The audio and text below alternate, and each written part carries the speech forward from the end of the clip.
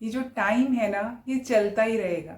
ये रुकने वाला नहीं है। ये अपनी चाल चलता रहेगा और ज़िंदगी आगे बढ़ती रहेगी। और जैसे जैसे ज़िंदगी आगे बढ़ती रहेगी ना, हमारे सारे रिश्ते एक एक करके पीछे छूटते जाएंगे। चाहे वो पेरेंट्स हों, इन लॉज हों, हमारे बच्चे हों या हमारे दोस्त, एक एक करके सब कहीं ना कहीं छूट जाएंगे, अपनी अपनी लाइफ में बिजी हो जाएंगे। और जो एक साथी हमेशा हमारे साथ रहेगा, वो है हमारा लाइफ पार्टनर, हमारा हस्बैंड या हमारी वाइफ, जो हमेशा हमारे साथ रहने वाली है। तो अगर इसी रिश्ते के साथ अंत तक निभाना है, अगर उसी रिश्ते के साथ हमेशा रहना है, हमें पता है कि यही सच है, तो क्यों ना इस रिश्ते को सबसे खूबसूरत बनाया जाए, ताकि जिंदगी को सुख से शांति से काटा जा सके, बिताया जा सके। क्योंकि हमारा लाइफ पार्टनर ही होता है जो हमेशा हमारे साथ होता है, जिसको सारे सीक्रेट्स पता होते हैं हमारी लाइफ के, जिसको हमारे लाइक्स और डिसलाइक्स भी पता होते हैं।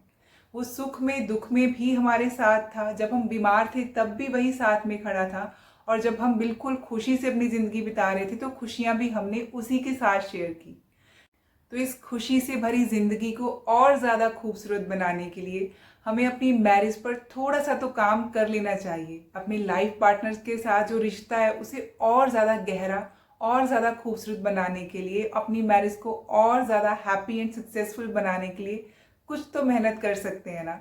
तो आज मैं आपके साथ ऐसे 6 रूल शेयर करने वाली हूँ, जिनको अगर अपनी लाइफ में आप इम्प्लीमेंट कर लेंगे तो आई प्रॉमिस यू कि आपका अपने लाइफ पार्टनर के साथ जो बॉन्ड है ना, वो और ज़्यादा स्ट्रांग हो जाएगा, और ज़्यादा डीप हो जाएगा।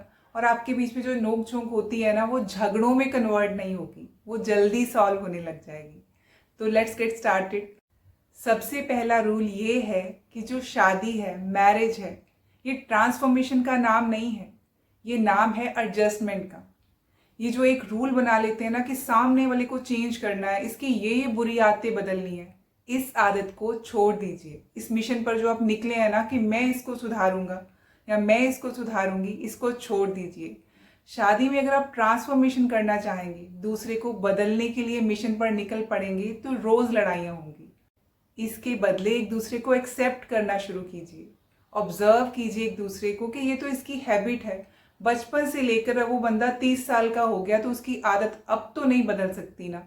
तो वो जैसा है उसको ऐसे ही एक्सेप्ट कीजिए। हम दूसरों को चेंज नहीं कर सकते। जितना आप चेंज करने की कोशिश करेंगे, उतना खुद को हर्ट करते जाएंगे। कई लोगों का ये रूल होता है कि भाई अगर ये मेरे से प्यार करता है तो मेरे लिए चेंज क्यों नहीं हो सकता। ये डेफिनेशन ही गलत है। अगर आप उससे प्यार करते हैं तो उसको चेंज करना ही क्यों है। जैसा है वैसे ही एक्सेप्ट कर लीजिए। उसकी आदत है, accept it for once and all, कि ये आदत है और ये बंदा ऐसा ही है और मुझे ऐसे ही अच्छा लगता है, ताकि एक दूसरे के साथ कंफर्टेबली रह पाए आप। दूसरे बंदे को अपनी चीज़ें छुपानी ना पड़े आपसे, क्योंकि आपका मूड ऑफ हो जाता है, आप नाराज हो जाते हैं उन आदतों से। एक्सेप्ट ईच अदर, और जो ट्रांसफॉर्मेशन का, चेंज करने का मिशन है ना, उसे छोड़ दीजिए। रूल नंबर 2 ये है कि फाइट क्लीन नॉट डर्टी। लड़ाई हर रिश्ते में होती है, लेकिन अगर आप नीचे गिरकर लड़ेंगे, एक दूसरे के लिए एप्रोप्रिएट वर्ड्स का यूज नहीं करेंगे, तो रिश्ता हार जाएगा और ईगो जीत जाएगा।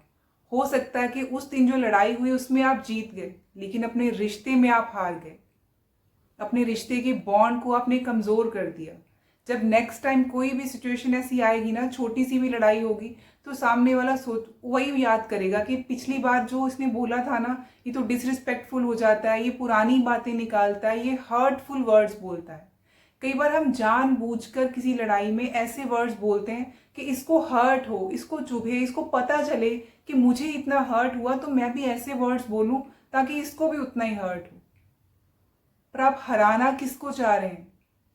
उसी को जिसको सबसे ज्यादा प्यार करते हैं।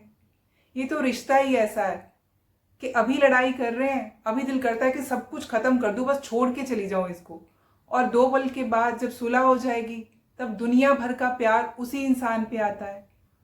तो जब उसी बंदे के साथ रहना है सारी उम्र, एंड में तुम दोनों ही बचने वाले हो, तो उस रिश्ते के अंदर छेद क्यों करने हैं? उसके ऊपर निशान क्यों बनाने हैं? एक दीवार पे अगर हम कील ठोकते हैं, उसको बाद में निकाल भी दोगे ना, तो निशान तो वही रह जाएगा। निशान नहीं जाने वाला, वो हर्ट करता रहेगा और याद आता रहेगा, सबकॉन्शियस माइंड में जाकर बैठ जाएगा। तो लड़ाई तो होगी, हर रिश्ते में होती है। जब साथ रहेंगे तो मिसअंडरस्टैंडिंग्स भी होंगी, डिफरेंट पॉइंट ऑफ व्यू भी होंगे, आर्गुमेंट्स भी होंगे, लेकिन हमेशा अपने शब्दों को चूज ध्यान से करिए। दूसरे को हर्ट करने के लिए, नीचा दिखाने के लिए नहीं, बल्कि वर्ड्स को चूज कीजिए अपनी बात को अच्छे से दूसरे को समझाने के लिए। अपनी टोन को ऐसा रखिए कि दूसरे को डिसरिस्पेक्ट फील ना हो। Number 3 is never stop dating each other. शादी के बाद ना रोमांस ऑटोमेटिक नहीं होता, एफर्ट डालना पड़ता है, टाइम निकालना पड़ता है। शुरू में जो चीज़ें थी ना वो खुद ब खुद हो जाती थी, लेकिन जैसे जैसे टाइम बीतता जाएगा मेहनत करनी पड़ेगी, एफर्ट डालना पड़ेगा। टाइम बीतने के साथ और सारी कमिटमेंट्स आ जाती हैं, बच्चे आ जाते हैं लाइफ में, पेरेंट्स भी इन्वॉल्व हो जाते हैं। तो एफर्ट डालना पड़ेगा, टाइम निकालना पड़ेगा, तभी ये बॉन्ड स्ट्रांग रहेगा। ये आपको प्लान करना पड़ेगा कि कैसे अपने बिजी स्केड्यूल में से थोड़ा सा टाइम चुराकर एक दूसरे के साथ बैठना है। पूरे दिन में से चाहे 15 मिनट ही क्यों ना निकले, एक दूसरे के साथ बैठकर एक दूसरे की दिल की बात तो सुननी है ना। चाहे वो आप उसमें इंटरेस्टेड हो या ना हो, अगर आप पास में बैठकर सुन भी लेंगे ना तो सामने वाले को बहुत अच्छा लगता है। सामने वाले को लगता है कि इसने सुना। जब आप सुनते हो ना, एक पास में बैठकर सुनने से ही आपका रिश्ता बहुत मजबूत हो जाता है। आप ये ढूंढिए कि सामने वाले का इंटरेस्ट किस चीज़ में है, आपका लाइफ पार्टनर जो आपके साथ शेयर कर रहा है उसमें इंटरेस्ट दिखाइए। अगर आप रोज सुनेंगे ना, इन्वॉल्व होंगे उसकी बातों में, चाहे 10 मिनट ही क्यों ना हो, तो आप थोड़े दिनों में देखेंगे कि आपका बॉन्ड कितना स्ट्रांग हो गया। अगर हस्बैंड को अपने करियर के बारे में, अपने बिजनेस के बारे में ही बातें करना पसंद है तो आप भी उसमें इंटरेस्टेड हो जाइए। और अगर आपकी वाइफ को अपने घर की डेकोरेशन की, अपनी मेड की या अपने ऑफिस की गॉसिप करना पसंद है तो थोड़ा सा आप भी इंटरेस्ट दिखा दीजिए उसमें। एक भी बात पूछ लेंगे ना कि आज घर में क्या हुआ, आज ऑफिस में क्या हुआ, आज बॉस ने कुछ बोला तो नहीं। ये छोटी छोटी चीज़ें पूछेंगे ना तो सामने वाले को लगता है कि हाँ भाई ये कंसर्न्ड है। थोड़ा सा इंटरेस्ट दिखाना पड़ता है, एक दूसरे के साथ टाइम निकालना पड़ता है। कभी कभी बाहर डिनर पे एक डेट प्लान करनी पड़ेगी अपने बिजी स्केड्यूल में से टाइम निकाल कर, वरना जिंदगी तो भागती जाएगी, टाइम निकल जाएगा। इस भाग दौड़ में अगर आप उस पलों को नहीं इकट्ठा करेंगे ना, उन यादों को इकट्ठा नहीं करेंगे, तो सारी जिम्मेदारियां बिताने के बाद में जब फ्री होकर बैठेंगे तो कौन से पल याद करेंगे। कुछ तो यादें बनानी पड़ेंगी ना, तो एफर्ट भी करना पड़ेगा। बाद में हमें लगता है कि अब तो समझ जाना चाहिए ना, अपने आप पता नहीं चलता कि मुझे ये चाहिए, अपने आप नहीं पता चलता, नहीं पता चलता। सामने वाला अंतर्यामी नहीं है, उसको अपने आप समझ में नहीं आता। आपको जो पसंद है बता दो, मुझे ये पसंद है, मेरे लिए ये कर देना। फिर भी अगर सामने वाला नहीं करता तो उसकी गलती है, लेकिन अगर आप बताएंगे ही नहीं तो उसे पता नहीं चलेगा। नंबर 4 इज मोस्ट इंपॉर्टेंट, सबसे ज्यादा important, respect beats love every time. यानी कि प्यार से भी ज्यादा इंपॉर्टेंट एक चीज होती है मैरिज में, वो होती है रिस्पेक्ट। अगर आप एक दूसरे की रिस्पेक्ट नहीं करते ना तो प्यार नहीं हो सकता आपके बीच में। रिस्पेक्ट प्यार के रिश्ते की सबसे पहली नींव है। नींव में जो सबसे पहली ईंट लगती है ना, वो सबसे पहला पत्थर जो आप रखते हो अपनी नींव का, वो है रिस्पेक्ट। कई बार क्या होता है कि हम कहते हैं रिस्पेक्ट तो बहुत है, लेकिन जब फ्रेंड्स के बीच में बैठे होते हैं तब एक दूसरे के ऊपर जोक्स भी क्रैक कर देते हैं। तो ये कैसी रिस्पेक्ट है? दूसरे को नीचा दिखाकर या उसके ऊपर जोक्स क्रैक करके आप रिस्पेक्ट तो शो नहीं कर रहे ना। मान लीजिए कि बाहर कहीं फैमिली गैदरिंग में गए हैं आप, कहीं पे सारी फैमिली इकट्ठी बैठी है और आपके लाइफ पार्टनर को किसी एक ने पिन पॉइंट कर दिया या फिर कोई टॉन्ट कर दिया, लेकिन आपने भी स्माइल लेकर छोड़ दिया और अपने लाइफ पार्टनर की रिस्पेक्ट के लिए आप खड़े नहीं हुए, बोले नहीं, तो ये इसका कोई फायदा नहीं। घर की 4 दीवारी में एक कमरे के अंदर रिस्पेक्ट करने का कोई फायदा नहीं है। आप कहें कि मेरे दिल में तो बहुत रिस्पेक्ट है, लेकिन अगर आप उसकी रिस्पेक्ट के लिए स्टैंड नहीं लेते, आपके जेस्चर्स में, आपके बोलने में वो रिस्पेक्ट शो नहीं होती, तो उस रिस्पेक्ट का कोई फायदा नहीं है। धीरे धीरे आपके लाइफ पार्टनर के दिल में से आपके लिए भी रिस्पेक्ट कम होने लग जाएगी, वो भी एफर्ट कम डालने लग जाएगा, क्योंकि वो समझ में नहीं आता। लेकिन जब दूसरा नहीं करता, सामने से रिस्पेक्ट नहीं आती ना, तो फिर प्यार का रिश्ता नहीं बन पाता, प्यार टिक नहीं पाता जहाँ रिस्पेक्ट नहीं होती। तो this is the most important thing. आप अपने लाइफ पार्टनर के बारे में दूसरों से भी क्या बोलते हैं, उसमें भी रिस्पेक्ट नज़र आनी चाहिए।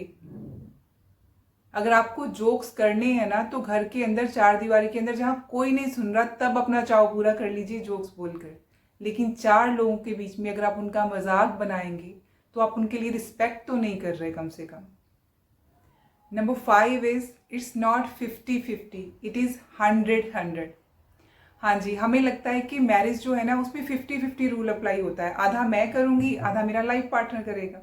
बट एक्चुअली में ऐसा नहीं है। हमें अपना 100% देना है। अपना पार्ट करके छोड़िए मत। दो लोग तब जीतेंगे जब वो पूरा देंगे, आधा आधा नहीं। रिस्पॉन्सिबिलिटी डिवाइड नहीं होती, शेयर होती है। बहुत बार आपने देखा होगा कि डिवाइड हो जाता है कि चलो घर के काम वाइफ कर लेगी, बाहर के काम हस्बैंड कर लेगा, या फिर ये वाला काम तुम कर लेना, ये वाला काम मैं कर लूँगा। लेकिन यहाँ पर हम क्या कर रहे हैं, 50-50 के आधा तुम करना आधा मैं करूँ। ऐसे नहीं चलेगी लाइफ।